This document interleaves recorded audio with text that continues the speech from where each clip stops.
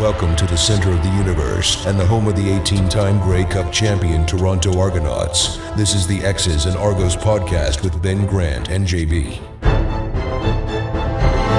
Welcome to the X's and Argos post-game reaction podcast brought to you by Something in the Water Brewing. The Toronto Argonauts are your 2024 Grey Cup champions, taking down the Winnipeg Blue Bombers 41-24 in what will forever be remembered as a huge upset because it was a 10-point line coming in, the Argos without their starting quarterback, and yet, JB, you and I basically all week weren't looking at a potential Argos win as an upset. It was something that we both thought would happen, and I think maybe lost in this was how good a Toronto Argonauts team this was, aside from the quarterback play. We'll get into all of that and what went right for the Argos, how it maybe could have gone the other way had a ball bounced differently, had something here or there happened, and ultimately why the Argos were able to take it all home. So all that is coming up on this edition of the X's and Argos podcast. But before we get to that and the celebrations and everything else, JB, you were down at Something in the Water Brewing for the Grey Cup game. Tell me about how it was. I'm envious that I wasn't able to go. It sounds like it was fantastic. Yeah, it was amazing. It was packed, full of Argo fans. One of the nice things is it's not a huge bar, so you didn't have to worry about sharing it with anybody else. Everybody in there was watching the game. Lots of delicious cold beverages were consumed. The mood was really upbeat from the get-go. Nobody was nervous. There might have been a few eyebrows raised towards the end of the third quarter on a couple of plays, but that would quickly turn into cheers and clapping with the cavalcade of interceptions. It was fantastic food, really friendly people. It was really a terrific place to celebrate with other Argo fans. So yeah, I had a blast. And Something in the Water has been a great sponsor for us over the last 2 seasons. And it doesn't just end because the Argos season ends. They're there year-round. They make fantastic beer. They do a lot of really cool seasonal stuff too. So make sure you drop by Something in the Water Brewing. Make them part of your rotation, and you won't regret it. I promise you that. Let's get into this game, JB. So first impressions, the score, 41-24, it didn't feel like that kind of game in the first half. This really was a game of 2 halves, and yet I never really worried that much for the Argos. Like I think we both felt that they had enough in all 3 phases where the offense could just be okay, and they would come away with the win here. I didn't see it getting out of hand, but I want to address a couple of things. Zach Collaros had a finger injury. I really do think that impacted a lot. I think the Argos still win that game. They were winning at the time, and I think it probably still works out that way for them, but I think it would have been closer. And at the same time, let's not forget, he still was their starting quarterback and still was in there playing. The Toronto Argonauts were without their starting quarterback. He wasn't even able to make the trip because of the severity of the injury that he suffered last week. And so, yeah, if anyone upset at all about the Collaros injury, and I was upset about it because I think that took something away from us. I really wanted to see them battle it out that way, but I don't think it puts an asterisk on the game in any way because the Argos were without their starting quarterback at all, let alone a finger injury. So yeah, I just want to get that out of the way first. And Winnipeg tried to take our kicker out, so I didn't feel bad about it at all. That is another point of discussion. I didn't see it that way. I didn't see it as a dirty play where Hajrullahu got hurt. Nor did I see the Collaros injury as a dirty play where I'm still not even sure quite what happened there. It looked like Derek Parrish ended up getting in tight with Collaros. He hit his hand on his helmet. This is the kind of thing that this sort of play, like this happens all the time. Like Collaros has been playing football since he was like 5 years old. And has never once had that happen. For it to happen in the Grey Cup is terrible luck. And you say the same thing with Chad Kelly and like broken bones, like quarterbacks breaking leg bones. Like this is not something that happens a lot. That's a really rare injury in general. And for it to happen when it did, it's just one of those weird things. It's a contact sport, and any sport you can have something like that occur. And so it's unfortunate that we saw injuries to Chad Kelly, then to Zach Collaros in the following week, but I don't think you can take anything away from the effort that the Argos brought in all three phases. I think the offense played above expectations. I thought the defense was sensational. The special teams did just enough. They had some ups and downs, but they also made some key plays in this game. Had a really questionable moment, but it worked out for them too because of hustle. We'll get into that as we start breaking down some of these plays. So let's start it off. Talk about that first quarter. Argos forced a 2-and-out. They get the ball. They drive all the way down to the Winnipeg 1-yard line. Let's talk about that decision. It was a 3rd and 1 after being 3rd and goal, I think, from like the 5 or 6. 3rd and goal from the 1. Do you go for it, JB? 0-0, first drive of the game. What do you see? I mean, certainly there's a large part of me that is yes. Like, who knows how many times we're going to be down. As it turned out, besides the defense scoring a lot, like who knows how many times you're going to be in the red zone. And I think that you want to score touchdowns. You don't want to score field goals when you're trying to win a game. So I would say like 40% of me was go, because I worried about the frequency of times that they might be given an opportunity like this. But then, I agreed in the end with coach's decision that, let's take what we've got here. We have our backup quarterback in. We were able to get, 4 first downs, which didn't come again in the first quarter. So it's like we're down here. Let's get points. Let's not let Winnipeg get all jacked up on a stop. Let's just get our 3 points and try not to poke the bear. And I thought that was the right call. And it proved out,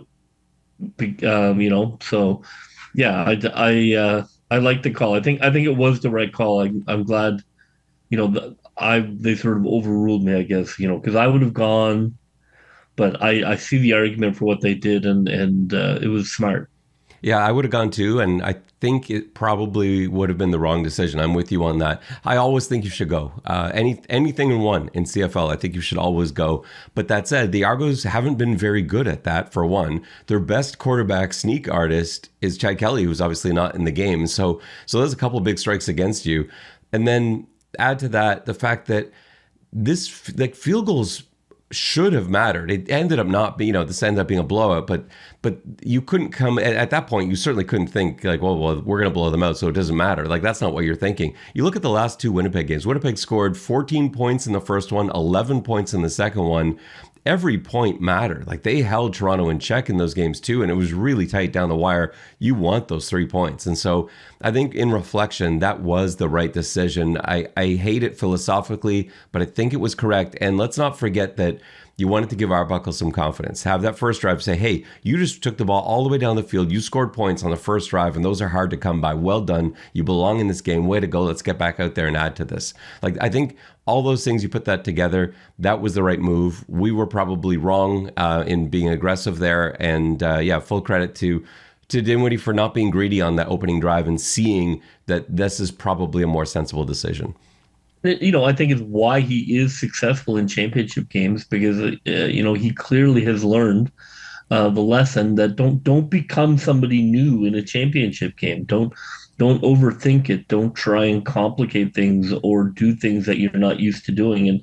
And kicking the field goal was very much in line with what he has shown us over the past 4 years. And just because you're in the final doesn't mean you should suddenly now become a riverboat gambler. So, I think it showed a comfort with his own strategy in a final as well.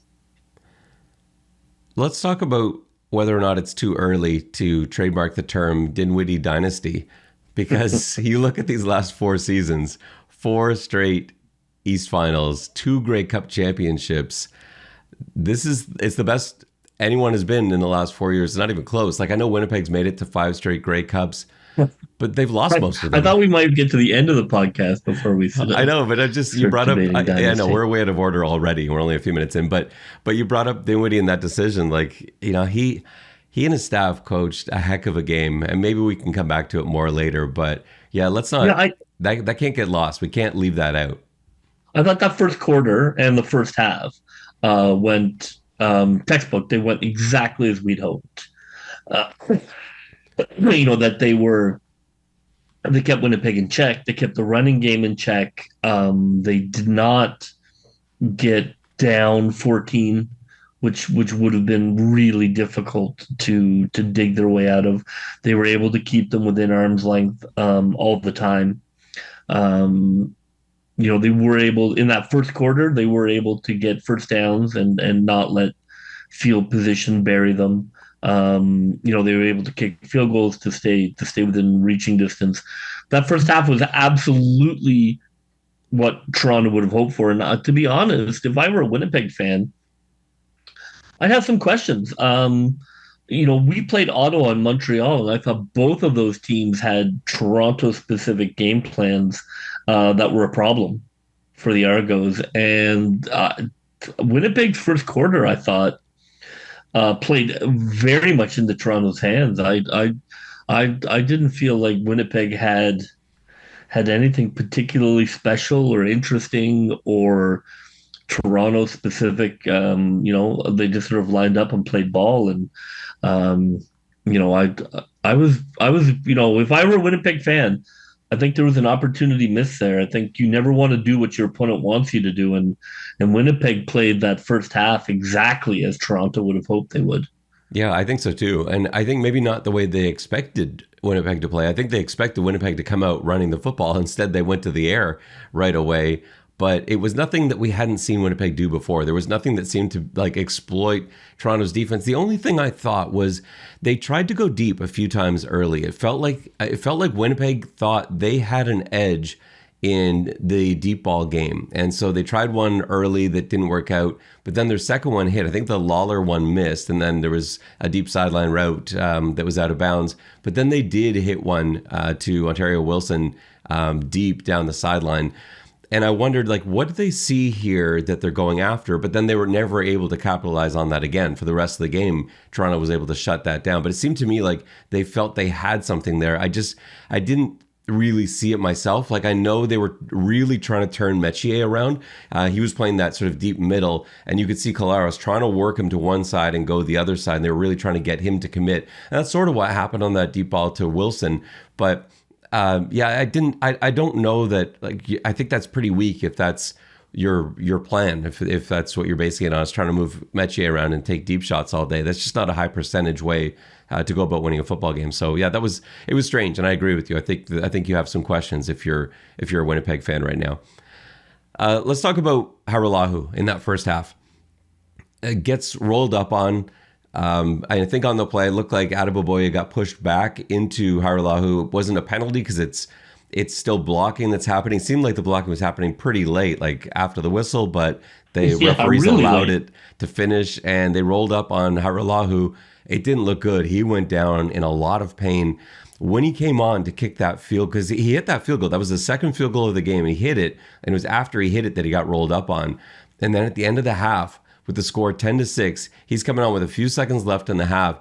It took him a minute to walk onto the field because he could barely put any weight on his kicking foot, and somehow knocked that 45-yarder through and looked to be in so much pain again. As they helped him get back to the sideline. You can talk about this as a former special teams coach. I assume you can't tape up a kicking ankle or anything like that because it's your kicking foot. You can't have a kicker with a stiff foot or anything like that, right? Yeah, I mean, it would be tough too, right? I mean, it'd be like taping up a pitcher's, elbow or something. It would be tough too. Look, I think he just gutted it out. He's been, we've shouted him out a lot this year. He's been incredibly resilient, reliant. I thought he was the best Argo for the first 10 games. I don't even think it was close, to be honest. If there were a midway MVP, he would have been my midway MVP. I thought he absolutely gutted it out. Didn't really make a meal of it, sort of a la Roethlisberger. I think he was, he's not a big man, and I think he was, really hurt. And he, came out and took care of business for the Argos, kept them just psychologically within reach of Winnipeg. I thought it was a gutty performance, and I'm sure he'll get recognized by the special teams guys by being part of that crew and not just giving up because your ankle got twisted. Yeah, and I think I think his work is certainly appreciated in that room. Let's talk about special teams. Maybe we'll go a little bit out of order here because there were some ups and downs. Let's talk about some of the huge ups because they came first. So you had a situation where Toronto punts the ball away. It is fumbled by Lucky Whitehead, and it looked like Fraser Sopik was one of the problems on that play. Like Whitehead caught the punt, and then looked like he wanted to switch hands. Looked like he wanted to put it to the left, to the outside, but he didn't seem to have time to, and he went to go move it. But Sopik was like right on him, despite not actually being in the halo. He timed it perfectly, so he's going at full speed, doesn't get into the halo. As Lucky goes to transfer it like really quickly because Sopik's right on him, it slips out. And then Jack Cassar is right there to dive on that football, sacrifice his body, get on that ball. And that was huge because one play later, they're in the end zone. Kevin Mittal with a 17-yard touchdown reception from Nick Arbuckle. And that was a massive moment in the game. So there were certainly highs like that. Janarian Grant had a great return as well. Another great high. Hajrullahu, 4 for 4 on field goals, 4 for 4 on extra points with that damaged wheel. And yet, there was a play that almost cost them. What did you see that happened on the block punt? And maybe we'll talk about the aftermath of that too, where the Argos got a bit of a break.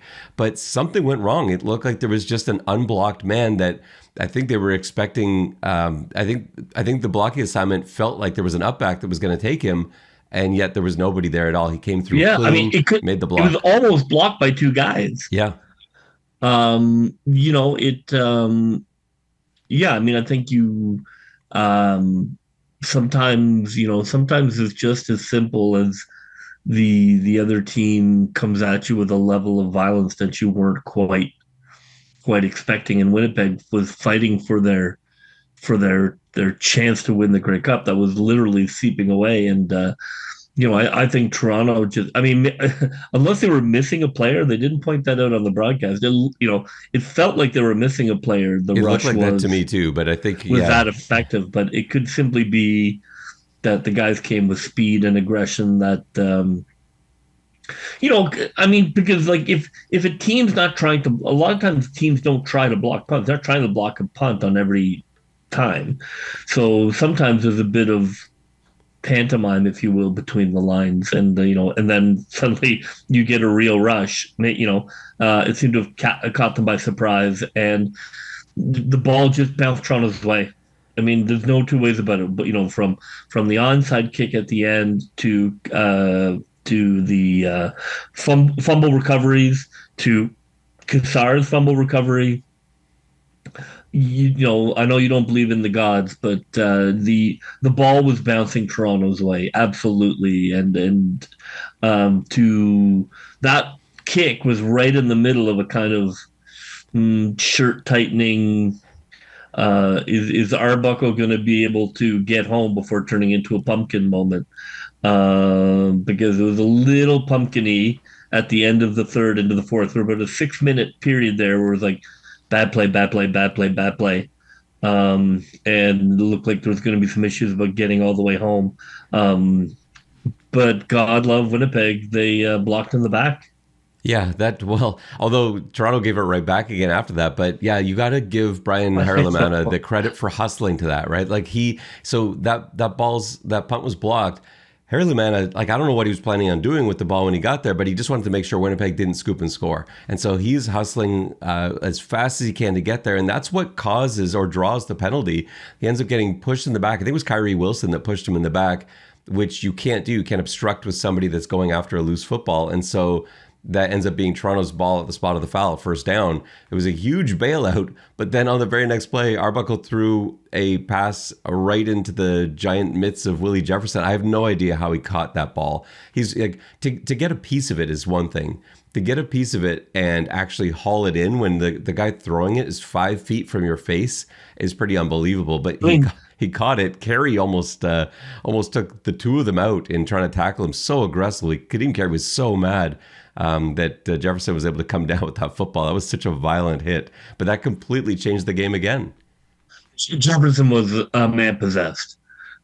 I mean, of course, he's an all-star and a legend and a soon-to-be Hall of Famer, but I mean, he's getting up there. he's not a young guy, and he almost single-handedly ruined, the Argos. I mean, I thought they were going to ask for Ryan Hunter's award back. He just was so fast on the outside. His swim move is so deadly. You're just like, my God, I couldn't even really, give it to the offensive line. Like, who's going to beat that move? He was a force to be reckoned with. Thankfully, not everybody in Winnipeg came with that, but Jefferson was, I mean, he was the best player. He was the best player on Winnipeg's team. He was There's unstoppable. Yeah. I mean, he just went around Hunter, he made Hunter look like first year, like a rookie. Right. I mean, Hunter is obviously a superior offensive lineman, and Jefferson just ate his lunch the entire night. Yeah, Hunter didn't have a great night. I don't know what it was, and he's had so few bad games. I got a hint what Jefferson, it was. but it wasn't even just Jefferson. Like he had a couple misses against other guys too, but obviously Jefferson didn't help. But he doesn't have bad games, and that was one of the rougher games he's had this year, which is again, and there aren't many. I don't even know if there's another one that I can think of off the top of my head. I'm sure there's one somewhere in there, but yeah, it was an unfortunate time for him to do that, but. He's up against Willie Jefferson. It's easy to say, hey, what's wrong? Willie Jefferson playing like that is tough to stop. The Argos got a little bit. Sorry, go on. Yeah. No, and the Argos were able to get the ball back even after the sack fumble. It just was when you catch the breaks, you catch the breaks, and the universe definitely smiled upon the Argos this game. And to add to that, after Willie Jefferson caught that interception.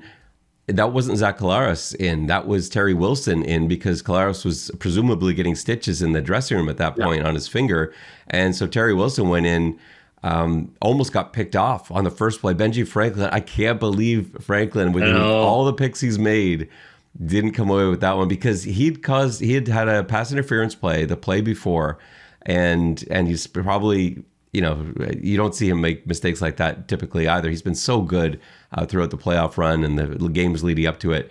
And you're thinking, here he's going to go redeem himself. We've seen him come away with plays like that, and it just bounced off his hands. It was unfortunate, but it was a field goal instead of a touchdown. If Collaros is in there, is that different? Maybe.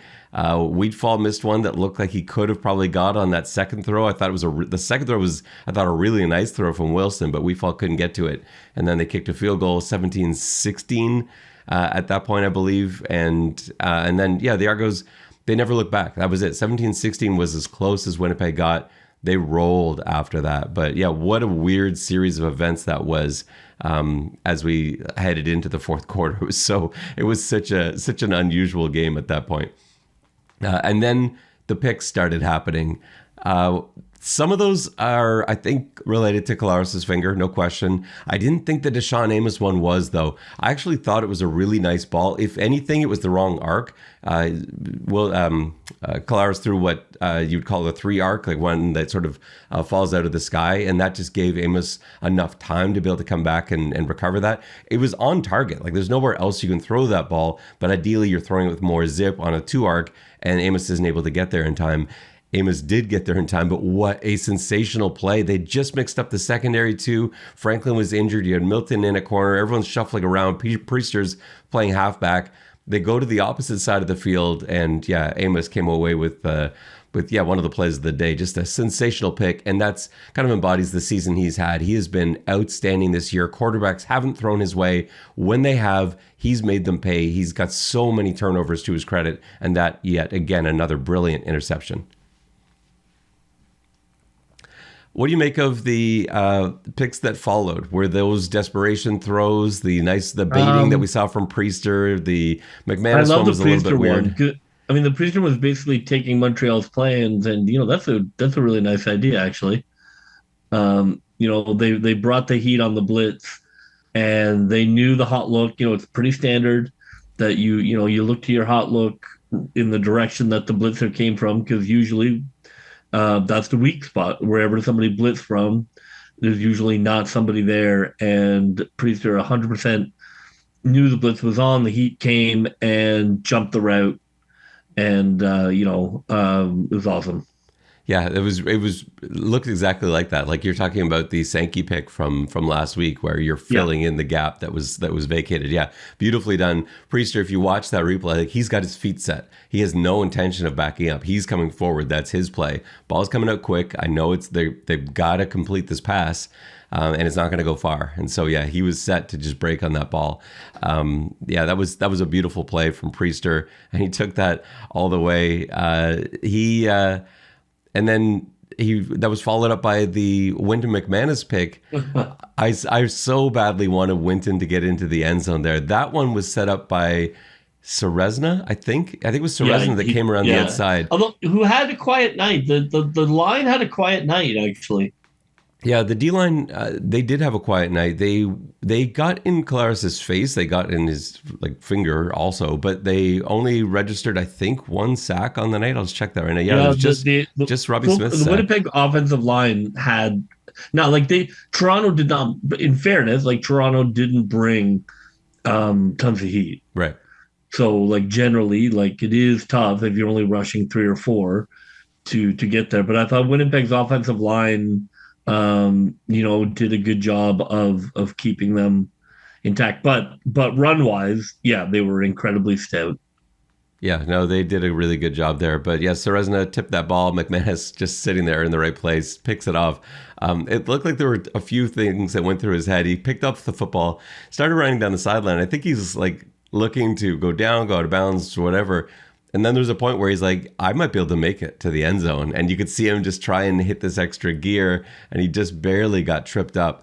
McManis went down at the end of the game there. Hopefully he's okay. There's a couple of those late injuries. Williams went down late also. You hate to see that. It just felt like the end of the game got really stretched out, and needlessly so. At that stage when Toronto was up by 26 or whatever it was, and a minute left, and Winnipeg was still challenging plays. And yeah, for McManis. Yeah, hopefully that's something that is not going to be a huge issue for him going into the offseason. But you just hate to see that at the very end of a game, of any game, but especially the Grey Cup Championship, because you'd love for these players to go into the offseason as healthy as you can possibly be. It's already, even without injuries, it's months of recovery and rehabilitation because your body has gone through so much over the last several months. But yeah, you hate to be having to rehab something as well, like an injury like that. So hopefully that wasn't as bad as it looked for both those guys. Let's get into, let's talk about the coaching and the dynasty talk and everything else. And there's a couple other plays that I want to address too. But this coaching staff, and really it's Ryan Dinwiddie's been the consistent factor here from the beginning. I think they have to start getting serious consideration. I don't think this is dynasty yet. I think you can't be too liberal with how you use that word. I don't think Winnipeg even really qualifies for that, even with their 5 straight Grey Cups, because it's not like they've won 4 of them. So what does Toronto have to do before this is kind of like a moment in history that is marked out in time, kind of like maybe like the Stampeders from 10 years ago, where they were just such a dominant franchise, although they didn't really add up Grey Cups after Grey Cup. But how close are they to being the Dinwiddie dynasty? Yeah, I mean, I would say my hockey fan in me, so the dynasty is 4. So that used to be the standard. I know 3 out of 5 has kind of been the thing in the NFL. I'm not going to die on that hill arguing it. 3 out of 5 is still pretty good, but for me, 4 wins, four wins is a dynasty. So I mean that's where I come down. But I mean you can be a very good team without being a dynasty. I know people are obsessed with dynasty talk, but that to me is, I want to win 4 championships. You maybe have one off in the middle somewhere there where it's like 4 and 5, but 4 championships in a row or within 5 is a dynasty for me. But clearly the coaching staff needs to be recognized as one of the best because all they've done since he's been here is win. They are able to game plan. They're able to bounce back. They're able to handle adversity, personnel change, quarterback change. I don't know what else can be said really, other than they're the best coaching staff in the CFL. And even though he doesn't win Coach of the Year at the awards, there isn't a coach I would trade this staff for, because they have just shown themselves over and over to be not only good but especially good in the playoffs. I mean, last year's aberration was, there's nothing you can do with 9 turnovers, as a coach. And I think they win the Grey Cup last year. So I mean, then you could really be talking dynasty. But yeah, I hope they start getting a little more publicity as being great. I mean, I think he himself is, he's a very humble individual when he comes across in interviews. And he's a player first guy, and he, I don't know if he doesn't sort of have the energy sometimes that popular football coaches have, but I hope that the journalists who cover it will start recognizing him as the best coach in the league. For me, it's the adversity that he's able to overcome. Because you look at like his whole 4-year tenure, like what has happened to him, and especially at the quarterback position, and that is the most important position in sports, and it hasn't mattered. That first year, it was supposed to be Nick Arbuckle's team. Arbuckle ends up getting traded before the end of the season. They go with McLeod Bethel-Thompson. They get to the East Final. The second year, it's McLeod Bethel-Thompson. He gets injured in the Grey Cup. They're trailing. They bring in their backup quarterback in the Grey Cup, and he wins it for them. They get the Grey Cup. In the third year, it was that was actually the year where everything kind of went right. And you have Chad Kelly in for an offense designed for him. And look what happened, though. They went 16-2, one of the most historic seasons, the most wins, tied for the most wins in CFL history, when nothing happened to his quarterback. They lose in the East Final. And then this year, without your quarterback for the first 9 games, then Cameron Dukes is your guy throughout that period. Arbuckle gets a game and a half. Then Chad Kelly comes in. They look lights out. They're on fire. He gets hurt. You're going into yet another Grey Cup with question marks, and it didn't matter. Nick Arbuckle, who nobody wanted. Nick Arbuckle, who was 30 days away from retiring and from leaving Canada forever, and signs as a backup quarterback with the Toronto Argonauts, is the third string guy for most of the second half of the season. He ends up in there and plays well. You look at Nick Arbuckle's numbers, like 26 of 37, 252 yards, 2 touchdowns, 2 picks. One of those picks was sort of arm punt-ish. One of them was just a weird play by Willie Jefferson. He had a great game. Like, how much credit do you give Dinwiddie for Arbuckle's game and his success and him being able to play at this level?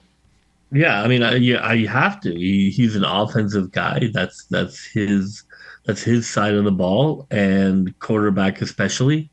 To call a game plan that is effective on some little prep, to basically the end of the semifinal. Now you have to put, there's no chance they had an Arbuckle Grey Cup game plan in a drawer somewhere. That began on the flight home from Montreal, and that's what great coaching is. Great coaching is able to adapt, and that they've shown that time and time again. And I think that, I would love, to be honest, as somebody standing on the sideline, I would love to be able to kind of criticize coaching and say, "Oh, do this, do that." That'd be more amusing for me, to be honest. And I just can't.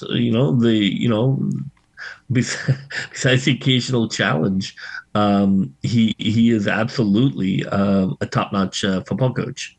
No question about it. And he said after the game, like he looked like he was more than ready for a nap. He said that himself too. He's like, I haven't slept in days. He's like, I just want to go home and sleep. He didn't even go up on the stage at the Grey Cup or anything. He's like, I want to go to bed. No, I mean, but that's it. Like that's what it takes also.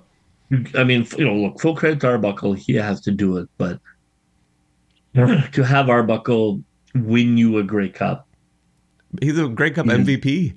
Is is an incredible accomplishment as a head coach. Yeah, yeah, I mean, it was amazing, and hopefully he'll get more recognition at the award ceremonies moving forward. Yeah, well, I think it's all like he doesn't get mentioned, but he seems sort of an afterthought. It's always the usual suspects, and especially if there's a team with a lot of wins, that's tends to be where the attention goes. But yeah, I think we're kind of getting used to that. With regards to Nick Arbuckle, I think like there's no chance now that that's it for Arbuckle, because he went from being in the doghouse where nobody in the CFL wanted him to now he's a Grey Cup MVP.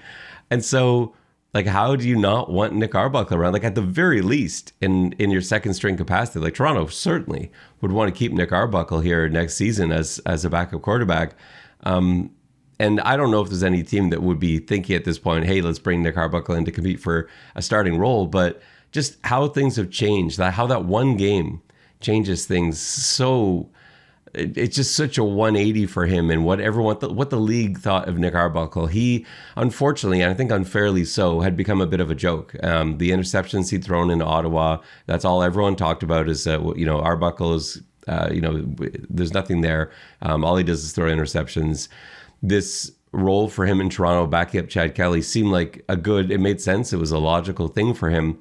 But to actually see him come in the game and a game of this magnitude and experience success, and that's 3 straight games now. It's Montreal. I know it was only a quarter, but Montreal last week, Edmonton the final week of the season.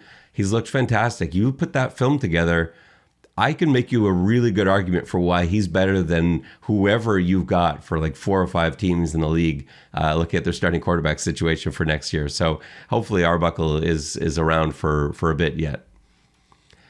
Did you think they got that MVP selection right for the game? Because those aren't usual MVP numbers, but I think it has to be, right? I mean, it'll probably be a Disney movie in 4 years. It could be. So I think, look, those awards are certainly narrative based rather than statistical, and I don't think anybody has a problem, recognizing that he came in and essentially drove the ship, kept it between the lines, and drove the ship effectively enough to win the championship. I mean, 252, 2 touchdowns, 2 picks. That's a great night out. Like, that's starter quarterback stuff Against a great defense. So like I thought that he made a couple of mistakes, but he waited until later in the game to do them. And I thought he gave the team a confidence. We talked about that, like where that's what he has over Dukes is there's a confidence, and he knows the playbook. He knows how to be a starting quarterback. You can believe in him as your starting quarterback, and I think that's really important, especially for the defense. Like that, the defense believes the guy in charge is, not an idiot. That affects defense. It really does when they feel like, is this person at quarterback, treating the ball with respect, or are they turning it over all the time, and then I have to dig them out constantly? Are they pushing? Are they looking to win? Are they putting touchdowns on the board?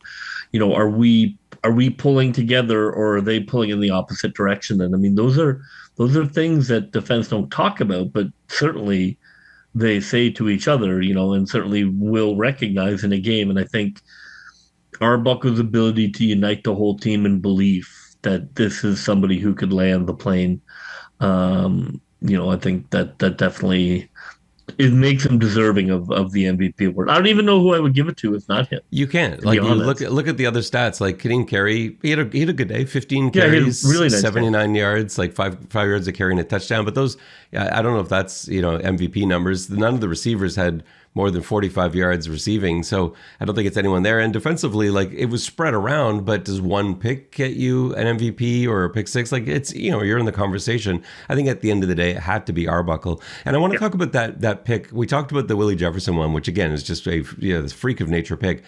The other one I think is just a miscommunication from not having enough reps together. You got Demonte Coxey going down the sideline on a go ball. He's one-on-one. What I think happened here is Arbuckle has to throw that ball earlier than Chad Kelly does, significantly so. Not so much for total yardage. Arbuckle can get it down there. But Kelly has so much more pace on the ball and a different arc to it that he can hang on to that for a split second longer. And I think Coxey, as he's running down the sideline, realized he had the inside and there was no help in here. And so he went to make a move inside, but he did that after Arbuckle was already in his motion. If that's Kelly, Kelly's got time to still see him starting to make that cut, and now he can adjust his throw. With Arbuckle, the ball's gone. And so Arbuckle's throwing a fade up the sideline.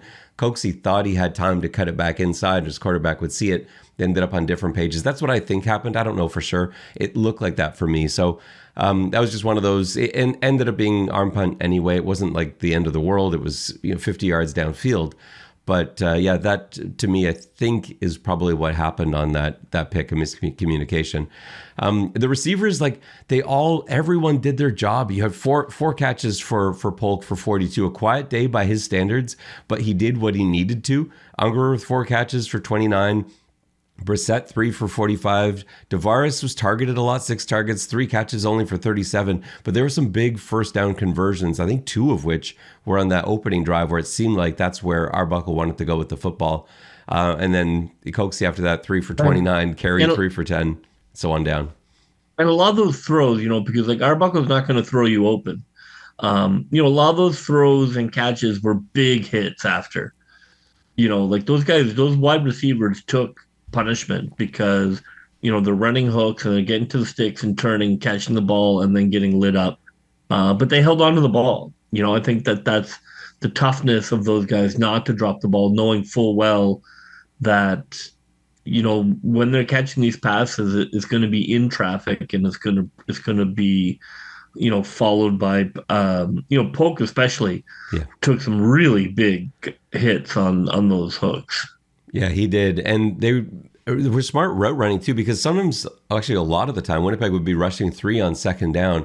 And so it's hard to get open immediately. Like there was one play where Unger ran a hook, saw that nothing was there. Arbuckle couldn't find anything. So he goes into adjustment. So now you run your hook on this concept. Once you're done your hook and there's nothing there, now you bust inside. And that's where Arbuckle found him. It was getting open sort of after the initial route, not just stopping your feet and being like, well, I guess I'm covered, but continuing to fight to get open and using your scramble rules effectively. That happened a number of times too, where guys just ended up shaking their coverage just enough for Arbuckle to be able to get that ball in there. And then they always seem to take a big hit after that. But that's where the receivers get credit. You're right. That's got to be shouted out. How about Kevin Mittal getting a touchdown? Only 2 catches, but one of them, that 17-yard touchdown. That's the kind of play we've been talking about all year, though. You get the ball in his hands. It can be at the line of scrimmage. He might have been a yard in front of the line of scrimmage, maybe, and he turned the corner. He's just a big body. He's tough to stop. He didn't need to adjust his angle to the pylon. Yeah, a star. I mean, that's all you can say. He catches that ball. He accelerates. The sliding tackle is coming. He casually vaults over this guy looking to take his legs out and then lands in stride and then runs into the end zone. I mean, he made it look so casual that I don't think they made as big a deal of it, because he didn't like sort of vault over top of him. But I mean, he was able to see that and read it. He runs so heavy. I love it. I want so many plays in the offseason drawn up just for him. I think, look, he's a star. I don't know what else to say. He's that size with that speed and those hands. They have found themselves an amazing receiver. And Dejon Brissett's touchdown was a thing of beauty too. What a throw from Arbuckle, anticipating him getting open, because you had Brissett coming up the seam to Arbuckle's right. Arbuckle knew he had deep threats to the left in the end zone that would occupy the safety if he kept him stuck there. And so Arbuckle gets the ball, looks to his left. He knows what's happening to the right. He's always planning on going to the right because he sees the mismatch that he's got there. But he knows, I've got to just keep the safety there long enough. And he's waiting. The pocket's starting to close around him. And then just gets that out to Brissett. But yeah, great play from Arbuckle. Great catch too from Brissett. It was nice to see him have a big game, and him being recognized as the most outstanding Canadian was really cool too. So again, he's always been a red zone killer. He just which is a nice talent to have. Let's do our players of the game and our plays of the game. I'm going to go to you first, JB. It's a tough one because you could name almost anybody. Nobody jumps off the page. I know Arbuckle was the MOP. Who is your player of the game? I looked at different people. Obviously, Hajrullahu was great. Arbuckle, was terrific. And I wish they'd used Carey more, to be honest, especially when things were going sideways. I was muttering under my breath to run the ball more. And then they did, which was great, and that calmed me down. Thank you for doing that in the fourth quarter. Most of the time, he had 6 carries in the first quarter, and then like none basically in the second and third, and then finally went back to him. He ended with 15, but yeah, 6 in the first. I was thinking this is going to be a Kadeem Carey game. What are they? Anyways, poor Carey. So I've had been said all that. For me, the player of the game is the leader of the defense. The defense won the game. The defense is Wynton McManis. He's like an old Western. Like, he stands in the middle of the field just alone. You can almost have like cinematic music playing. The sort of with that that Game of Thrones gif of pulling the sword out, one man against an army. That's Wynton McManis. He is there. I know the team feeds off him. They feed off his expertise, his physicality, his ability to make the guys believe, his ability to hammer running backs and anybody who would dare run a screen anywhere near him. He single-handedly, I think, just eliminated screens. I thought he was fantastic. He got the pick, but he was all over the place. He gives the defense such form when the middle of the field is not something you have to worry about. It just allows everything to work, so beautifully. Because any defensive coordinator tell you, like, if you don't have that linebacker in the middle, then it just becomes sort of like you're just constantly trying to plug holes because you can't control what's happening, and he allowed the defense to control the game. So for me, it's got to be Wynton McManis. I mean, he had 6 tackles, he had that pick, he almost had a touchdown. He was, I think just emotionally, he was the leader of that team. And I also want to shout out McManis and Hajrullahu. I think both outstanding games. Hajrullahu kept them in it in the first half, gutted through what was obviously a really painful injury. McManis was the heart of the defense, heart of the team, I think, for a lot of this game. I'll give it to Nick Arbuckle, though, because it was he was the reason they were 10-point underdogs. Had this been a Chad Kelly game, had Chad been healthy, had he made it to this game, it would have been a pick 'em. And so they felt like, Nick, you are the reason that the point spread just did a big 10-point swing. And what he showed is that it didn't matter. This was their best. They beat Winnipeg 3 times this season. Once at BMO Field, once at Princess Auto Stadium, and then once at BC Place. So they home, away, neutral site. And this was by far the best offensive production they had. They barely got away. It was a 16-14 win and then a 14-11 win. And Nick Arbuckle came in against the best defense in the CFL and had an outstanding game. And he wasn't even supposed to be the guy. So, yeah, I give him full credit for that. He is my player of the game. And then what is your play of the game? How did you come up with that one? Well, I was saying to you, I want to say the play of the game goes to the Winnipeg offensive coordinator for the first 3 plays that they did. which were just a dream to me. I couldn't believe, that they ran for no success and then threw some Hail Mary dream pass like playing me in Madden. So thank you, Winnipeg, for that. But that's not it. For me, it's the Amos pick. It was close. They were just behind the Argos, and we've talked all season about how he is the best, and that just comes to bear right there. And then essentially the wheels fell off, or pick your metaphor, the dam broke, and the game was over, essentially from that pick on. Um, so it was a beautiful pick, great hands, wonderful reading of what's happening, and a nice way to put the dagger in after a tremendous season. And for me, the play of the game, I'm going to go back to that special teams play that I think really swung the game around. You had a 10-10 score, the punt to Lucky Whitehead, the hustle that you saw from Fraser Sopik leads to the fumble from Whitehead.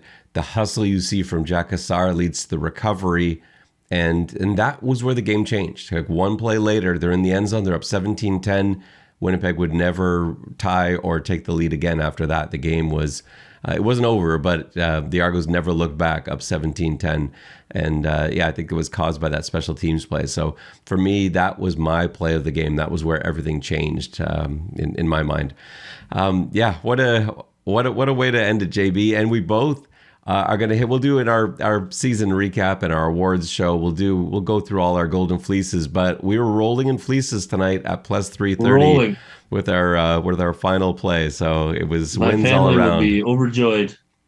So you have to make sure that you tune in next week as we do our end of season wrap up. We've got our awards to give out, our X's and Argos end of season awards. We go through whether or not the sixth season was a success or a failure. I think you know the answer to that one already. Yeah, what a win! Honestly, what three fantastic playoff wins. I mean, each of these games were preposterously entertaining. Yeah. I just don't see how. I never thought. I'll be honest with you. I never thought I would say that the CFL is ruining my NFL experience. But honestly, these three games are just as exciting as you could ever hope for. It makes the NFL unwatchable a lot, which is saying something. I love the NFL. I love all football, but we're treated to such shows in the CFL. Yeah. No, what a night. Yeah, what a night. 19-time Grey Cup champions. Again, the final score from BC Place, the Toronto Argonauts 41, the Winnipeg Blue Bombers 24. What a just bananas game and finish to a season, one of the weirdest seasons in Argos history. So make sure you tune in next week. We'll go through it all, wrap it up, hand out our awards, and say our goodbyes as we head into the off season. That will just about do it for us on this post game reaction episode of the X's and Argos podcast. For JB, this is Ben Grant saying so long, and may all your pre-snap reads be good ones. I'll see ya.